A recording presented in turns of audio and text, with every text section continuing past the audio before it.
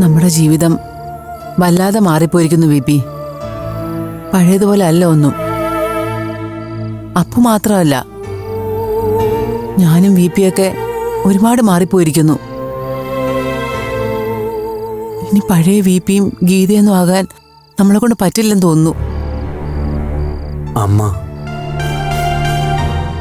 ഉണ്ടായിരുന്നെങ്കിൽ ഇങ്ങനെയൊന്നും വരില്ലായിരുന്നു. എന്താ വി പി എന്താ പറഞ്ഞേ? അമ്മ ഉണ്ടായിരുന്നെങ്കിൽ നല്ല അടി കിട്ടുമായിരുന്നു. അടിച്ചേനെ, ശരിക്കടിച്ചേനെ.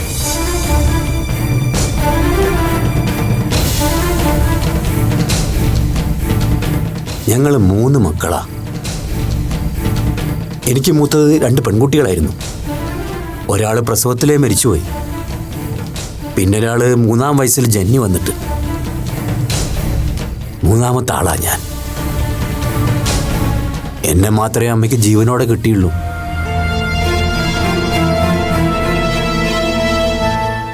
എന്നാലും തെറ്റ് കണ്ടാൽ അമ്മ അടിക്കും, ഭയങ്കരമായിട്ട് നോവിക്കും. കൊല്ലുന്നൊക്കെ പറയും, എന്നാലും കൊല്ലില്ല. ദേഷ്യം മാറിയ പിന്നെ സങ്കട, ചേർത്ത് പിടിക്കും.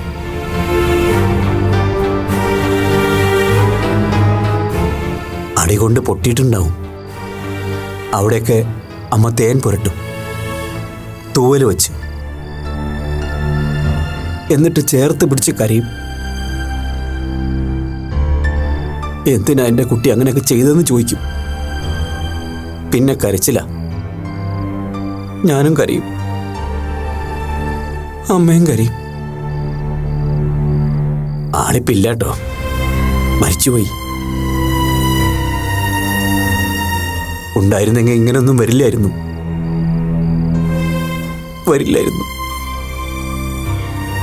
വി പി എന്തിനാ ഇപ്പൊ ഇതൊക്കെ ഓർക്കുന്നേ?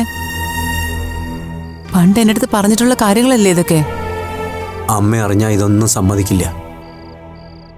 ഒരിക്കലും സമ്മതിക്കാൻ പോകുന്നില്ല, അത് ഉറപ്പാ. വി പി എന്താ ഇങ്ങനെ? എന്തിനാ ഇപ്പോ? ഞാനൊന്നും ചെയ്തിട്ടില്ല. എനിക്കൊന്നും അറിയില്ല. ഞാൻ സമ്മതിച്ചിട്ടുമില്ല. എങ്ങനെ സമ്മതിക്കും? അതെങ്ങനെ ശരിയാവും? അത് ശരിയാവില്ല. അതുകൊണ്ടാ. തോന്നുന്നുണ്ടോ അതാണ് ശരിയെന്ന്? അല്ലെന്നേ, അങ്ങനെ ആവാൻ പാടില്ല.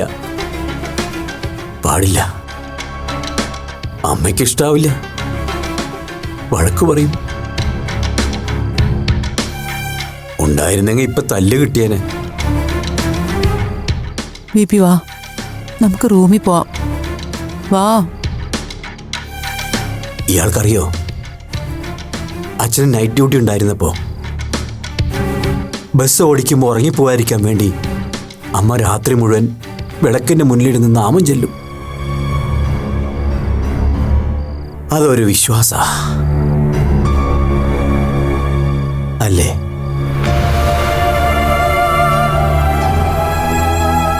പാവ അമ്മ.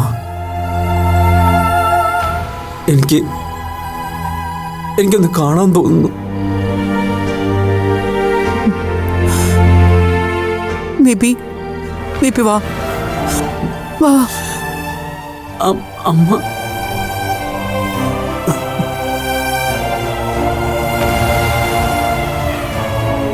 അമ്മ അത് കണ്ടു കാണുമോ?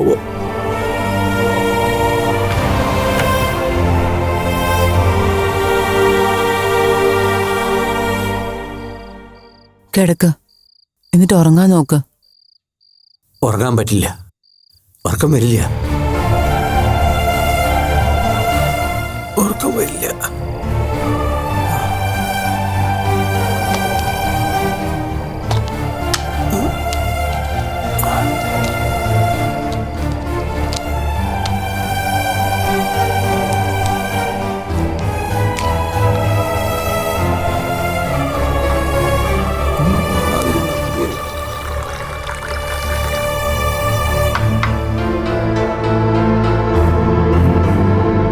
ദാ ഇത് കഴിച്ചോ, നല്ല ഉറക്കം കിട്ടും.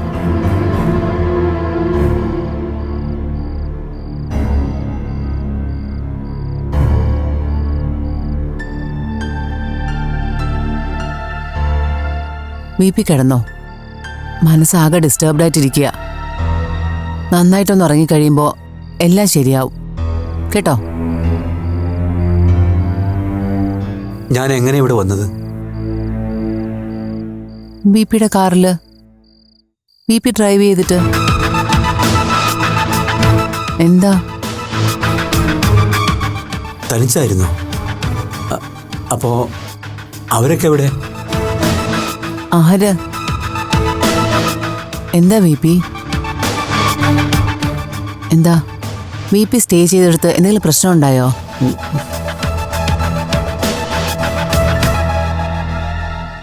സമയം എത്രയായി? മണി 2 കഴിഞ്ഞിരിക്കുന്നു. ഇനി ഒന്നും ആലോചിക്കണ്ട. ബി പി ഉറങ്ങാൻ നോക്ക്. ഉറക്കം വരുന്നുണ്ട്. എന്നാ കിടന്നോ.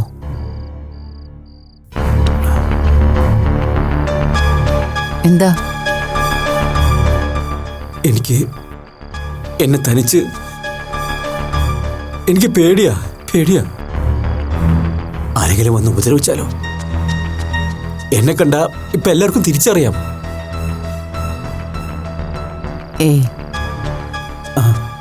ആരും വരില്ല, ഞാനുണ്ടല്ലോ കൂടെ. ബി പി കിടന്നോ. കിടക്ക്.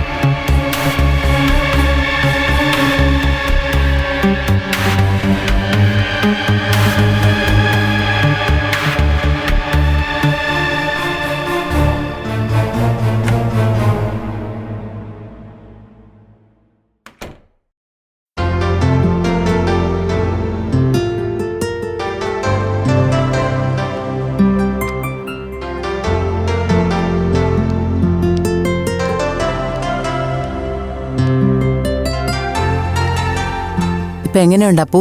പെയിനൊന്നും ഇല്ലല്ലോ? ഇല്ലമ്മേ, ഞാൻ ഓക്കെയാ. ഇന്നലെ ഉറങ്ങാൻ കുറച്ച് ലേറ്റായി. പക്ഷെ ഇടയ്ക്ക് ഞാൻ വന്ന് നോക്കുമ്പോ നീ നല്ല ഉറക്കമായിരുന്നല്ലോ. ഇടയ്ക്ക് അമ്മ വന്നിരുന്നോ? ഞാൻ അറിഞ്ഞതേ ഇല്ല. ഞാൻ മാത്രമല്ല, ബി പിയും വന്നിരുന്നു. ബിപിയോ? ഈ റൂമിലോ? ചുമ്മാ അമ്മ വെറുതെ പറയാ. അല്ലപ്പൂ, ഞാൻ സീരിയസ് ആയിട്ട് പറഞ്ഞതാ. ബി പി ഇന്നലെ നിന്നെ കാണാൻ വന്നിരുന്നു. Oh my god! എന്നിട്ട് ഞാൻ ഇപ്പോഴും ജീവനോടെ ഇരിക്കുന്നുണ്ടല്ലോ. ആട്ടെ, എന്തായിരുന്നു പുള്ളിക്കാരന്റെ വരവിന്റെ ഉദ്ദേശം? സ്ഫടികത്തിലെ ആടുതോമ പറയും പോലെ ചത്തോന്നറിയാൻ വന്നതാണോ? അതോ വരവിന്റെ പിന്നിൽ വേറെന്തെങ്കിലും കൂടുതൽ ലക്ഷ്യം ഉണ്ടായിരുന്നോ? തമാശകളാപ്പൂ, എനിക്ക് നിന്നോട് സീരിയസ് ആയിട്ട് കുറച്ച് കാര്യങ്ങൾ സംസാരിക്കാനുണ്ട്. ഞാനിപ്പോ എല്ലാവരും തമാശ മൂഡിൽ അമ്മ എടുക്കുന്നേ. ഇനിയിപ്പോ എത്ര നാൾ അപ്പൂന്റെ അക്കൗണ്ട് ഉണ്ടാവും അറിയില്ലല്ലോ. അതിനിടയിൽ എന്തിനാ ചുമ്മാ ഓരോന്ന് ആലോചിച്ച്? അപ്പോ വേണ്ട, അങ്ങനെയൊന്നും പറയണ്ട. ശരി, പറയണ്ടെങ്കി വേണ്ട. ഇനി അമ്മയ്ക്ക് എന്താ പറയാനുള്ളത്? അപ്പോ ആണ് ടോപ്പിക്ക് അതോ വിപിയോ? അതിന് നമ്മളെല്ലാവരും പെടും അപ്പൂ. അത് നമ്മുടെ ജീവിതത്തെ കുറിച്ചാണല്ലോ. ബി പിക്ക് കാര്യമായിട്ട് എന്തോ പറ്റിയിട്ടുണ്ട്. അതമ്മയ്ക്ക് ഇപ്പോഴാണോ തോന്നി തുടങ്ങിയത്? അതിന്റെ പേരിലാണല്ലോ നമ്മുടെ ലൈഫ് ഇത്രയ്ക്ക് പ്രഷറിലായത്. നീ ഇതങ്ങനെ സില്ലിയായി കളയണ്ട അപ്പൂ. ബി പിക്ക് തക്കതായ മാനസിക പ്രശ്നമുണ്ട്. ഇന്നലെ അത് വല്ലാതെ പ്രകടമാകുകയും ചെയ്തു. നീ പറഞ്ഞതുപോലെ ബി പി തിരിച്ചു വന്നപ്പോൾ മുതൽ ഞാൻ ഭയങ്കര കോൺഷ്യസ് ആയിരുന്നു. അതുകൊണ്ട് തന്നെയാ താഴത്ത് നിന്ന് ചെറിയൊരു ശബ്ദം കേട്ടപ്പോൾ ഞാൻ മുകളിലൊന്ന് നോക്കിയത്. ഇവിടെ നിന്റെ റൂമിൽ ബി പിയെ കണ്ടപ്പോൾ ഞാൻ ആദ്യം ഒന്ന് ഭയന്നു. പക്ഷേ എന്തിനാ ഇവിടെ വന്നതെന്ന് ചോദിച്ചപ്പോൾ ബി പി ആകെ ഭയന്ന മട്ടിലായിരുന്നു. അത് കഴിഞ്ഞ് പിന്നെ ഞാൻ കണ്ടത് എനിക്ക് ഒട്ടും പരിചയമില്ലാത്തൊരു ബി പി ആയിരുന്നു അപ്പൂ. വിപിയുടെ രൂപസാദൃശ്യം മാത്രമുള്ള വേറെ ഏതോ ഒരാൾ, ഭയങ്കരമായി പാനിക്കായ, ടോട്ടലി ഇൻസെക്യൂരിറ്റി ഫീൽ ചെയ്യുന്ന ഒരാൾ. അങ്ങനൊരവസ്ഥയിൽ വിപിയെ കണ്ട് ഞാൻ വല്ലാതെ ഭയന്നു പോയപ്പോ. അമ്മയ്ക്ക് ഇത്രയും ബുദ്ധി ഇല്ലാതായി പോയല്ലോ. ഇനിയും മനസ്സിലായിട്ടില്ലേ ഭർത്താവിന്? പ്ലാൻ ചെയ്ത നാടകം ക്ലൈമാക്സിനോട് അടുത്തപ്പോ ചീറ്റി പോകുന്നു വിപി ഒട്ടും പ്രതീക്ഷിച്ചതല്ല. ഞാൻ വെറുതെ ഭയപ്പെടുത്താൻ വേണ്ടി പറയുകയാണെന്ന് ലാസ്റ്റ് നിമിഷം വരെ വിപി വിശ്വസിച്ചിരുന്നു.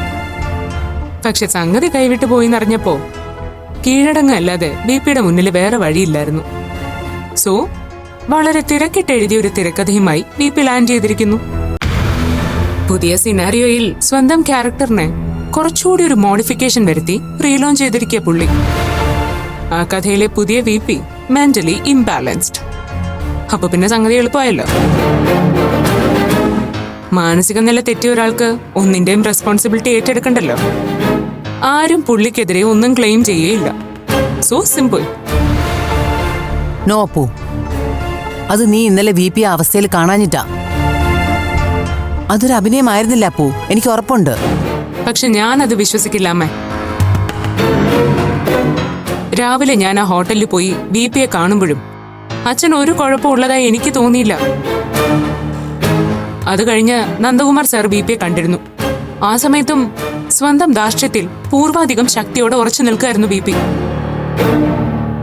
അതും പോട്ടെ, ഇന്നലെ തോറ്റ് തുന്നമ്പാടി ഇവിടെ വന്നു കയറുമ്പോഴും ആ മനുഷ്യനിൽ എന്നോട് തോൽവി സമ്മതിക്കേണ്ടി വന്നതിന്റെ ജാള്യതയല്ലാതെ അസ്വാഭാവികമായി എനിക്കൊന്നും തോന്നിയില്ല.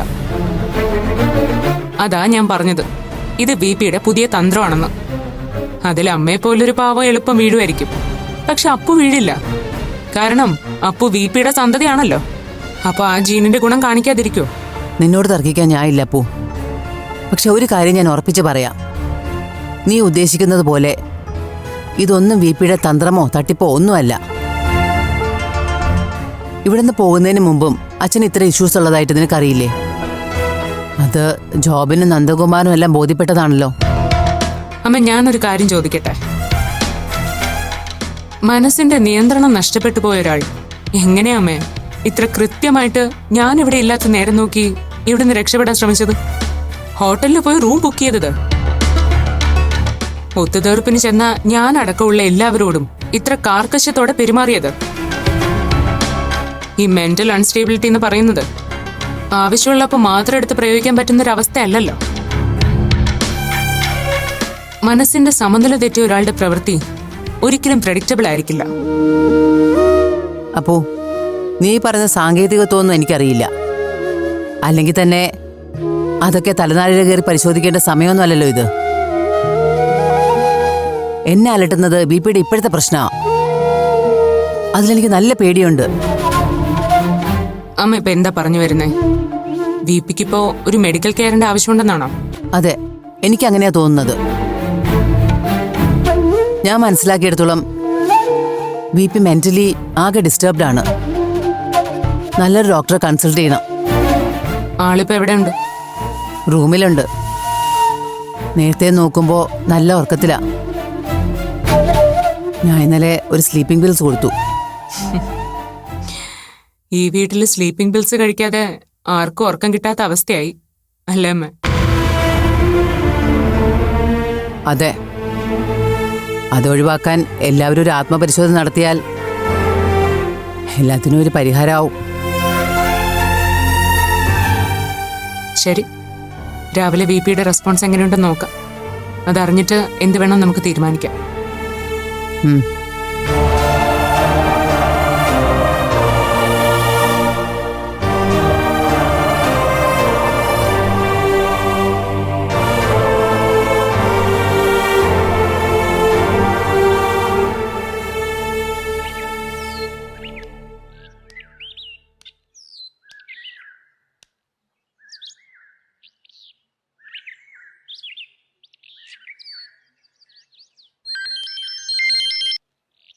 Hello, good morning doctor. Morning. അപ്പോ എവിടെ? ഞാൻ എവിടെ പോവാൻ, വീട്ടിൽ തന്നെ ഉണ്ട്. എന്താണ് രാവിലെ പതിവില്ലാത്തൊരു വിളിയും അന്വേഷണമൊക്കെ? വെറുതെ വിളിച്ചാടോ. താനും ഓക്കെ ആണെന്ന് അറിയണമല്ലോ. അല്ലപ്പോ പെയിനും ബ്ലീഡിങ്ങും ഒക്കെ കംപ്ലീറ്റ് മാറിയോ? അങ്ങനെ കംപ്ലീറ്റ് മാറിയെന്ന് പറയാൻ പറ്റില്ല ഡോക്ടർ. എന്നാലും അൺസഹിക്കബിൾ കണ്ടീഷനിൽ നിന്ന് ഒരു മോചനം കിട്ടിയ പോലെ തോന്നുന്നുണ്ട്. ഏറ്റവും വലിയ ബ്ലെസ്സിങ് രാത്രി നന്നായിട്ട് ഉറങ്ങാൻ പറ്റുന്നു എന്നുള്ളതാ. അതെ, സ്റ്റെല്ല മാഡം പറഞ്ഞൊക്കെ താൻ മറന്നോ? മെഡിസിൻ മാത്രം കഴിച്ചാൽ പോരാ, അതിനനുസരിച്ചുള്ള റെസ്റ്റും വേണം. ഞാൻ റെസ്റ്റ് എടുക്കുന്നുണ്ടല്ലോ ഡോക്ടർ. ചുമ്മാ നോണ പറയല്ലേ അപ്പോ. റെസ്റ്റ് എടുക്കുന്ന ആളാണോ ഇന്നലെ പകൽ മുഴുവൻ എവിടെയോ കറങ്ങി നടന്നത്? എന്താടോ, ഞാനിതൊന്നും അറിയില്ലെന്ന് കരുതിയോ? അത് പിന്നെ ഞാൻ BP ആയിട്ടൊരു ഫൈനൽ റൗണ്ട് ഡിസ്കഷന് പോയതാ. അത് കഴിഞ്ഞ് ഞാൻ അപ്പം തന്നെ തിരിച്ചു പോന്നല്ലോ.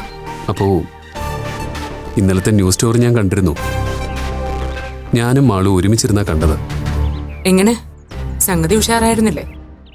പറഞ്ഞാൽ തനിക്ക് വിഷമമൊന്നും തോന്നരുത്. ആ സ്റ്റോറി ടെലികാസ്റ്റ് ചെയ്യേണ്ടിയിരുന്നില്ല. അപ്പോ ശരിക്കും അതൊരു ഓവർ ഡോസ് ആയിരുന്നു. മേ ബി വിജയങ്ങളിനെ അടുത്തറിയാവുന്നതുകൊണ്ടായിരിക്കും എനിക്കത് പുള്ളിയെ വല്ലാതെ മുറിവേൽപ്പിച്ചതുപോലെ തോന്നി. അതൊരു തോന്നലല്ല ഡോക്ടർ, ഇറ്റ്സ് എ ട്രൂത്ത്. അല്പം ക്രൂരമായി പോയെന്ന് എനിക്കും അറിയാം ഡോക്ടർ. പക്ഷേ BP മടക്കിക്കൊണ്ടുവരാൻ അങ്ങനെ ഒരു ട്രംപ് കാർഡ് എനിക്ക് ഇറക്കേണ്ടി വന്നു. What to do? എന്നിട്ട് അതുകൊണ്ട് അപ്പോൾ ഉദ്ദേശിച്ച പ്രയോജനമൊന്നും ഉണ്ടായില്ലല്ലോ. പ്രയോജനം ഉണ്ടായില്ലെന്ന് ആര് പറഞ്ഞു? BP രാത്രി തന്നെ വീടെത്തി. റിയലി? അങ്കിള് തിരിച്ചു വന്നോ? പിന്നല്ലാതെ. പക്ഷേ വൈകി വന്ന വിവേകം കാരണം ദീപിക്ക് പ്രയോജനം ഉണ്ടായില്ലെന്ന് മാത്രം. ആ സ്റ്റോറി അപ്ലോഡായതിനു ശേഷം VPക്ക് മടങ്ങി വരണമെന്ന് ചിന്തയുണ്ടായത്. പാവം. അങ്കിൾ എന്തു പറയുന്നു? എന്തു പറയാൻ, ആള് നല്ല മെന്റൽ ട്രോമയിലാണെന്നാ അമ്മയുടെ റിപ്പോർട്ടിംഗ്. ഞാനിതുവരെ ഫേസ് ചെയ്തിട്ടില്ല. അതുകൊണ്ട് നേരിൽ കണ്ടിട്ടേ അമ്മ പറഞ്ഞതിൽ എന്തെങ്കിലും സത്യമുണ്ടോയെന്ന് അറിയാൻ പറ്റും. ചിലപ്പോ അതിനെനിക്ക് ഡോക്ടറുടെ ഹെൽപ്പ് ഇനിയും വേണ്ടി വന്നേക്കും. നോക്കട്ടെ, അപ്പോ ഞാൻ വൈകിട്ട് അതുവഴി വരാം. Always welcome. പിന്നെ മാളു എന്ത് പറയുന്നു? അയാള് അമ്മയുടെ കൂടെ കിച്ചണിലാണെന്ന് തോന്നുന്നു. ഞാൻ കൊടുക്കണോ? വേണ്ട ഡോക്ടർ, ഞാനും അല്പം ബിസിയാ. രാവിലെ ചില കാര്യങ്ങളൊക്കെ പ്രിപ്പയർ ചെയ്തിട്ട് വേണം സാക്ഷാൽ VPയെ മുഖം കാണിക്കേണ്ടത്. അതിൻ്റെ ഒരു തിരക്കില്ല. താനിനി വിജയങ്ങളുമായിട്ട് വഴക്കിനൊന്നും പോണ്ട കേട്ടോ. ഏയ് ഇല്ല ഡോക്ടർ. അതുപോലെ തന്നെ ഫുഡും റെസ്റ്റും കൃത്യമായിരിക്കണം. എല്ലാം ഓർമ്മയുണ്ട് ഡോക്ടർ, ഞാൻ അനുസരിച്ചോളാം. Okay, then by.